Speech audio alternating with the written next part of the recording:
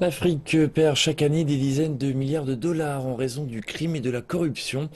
L'ancien président sud-africain Thabo Mbeki dirige actuellement une équipe d'experts spécialisés dans la lutte contre les flux financiers illégaux en Afrique.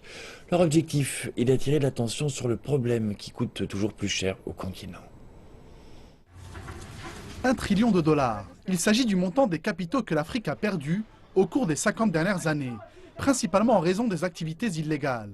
Il s'agit à peu de choses près de la somme que le continent a reçue dans le cadre des innombrables programmes d'aide. Selon le panel d'experts des Nations Unies dirigé par l'ancien président sud-africain Thabo Mbeki, les pertes annuelles atteindraient même les 50 milliards de dollars. Les activités criminelles telles que le trafic de drogue et d'humains constituent à elles seules près de 30% des flux de capitaux sortant d'Afrique chaque année.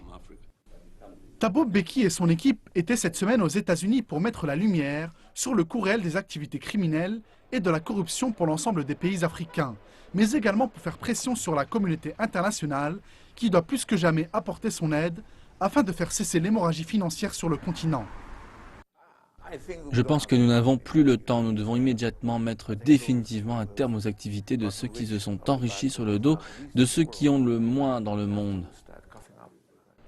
Lors d'un discours aux Nations Unies, Thabo Mbeki a rappelé l'engagement des dirigeants des pays africains dans cette lutte.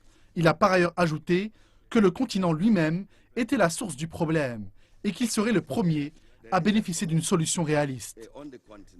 Les dirigeants du continent africain se sont engagés à prendre à bras le corps ce problème et appellent la communauté internationale à les aider. Mais nous insistons également sur le fait que la lutte doit avant tout être menée à l'intérieur du continent.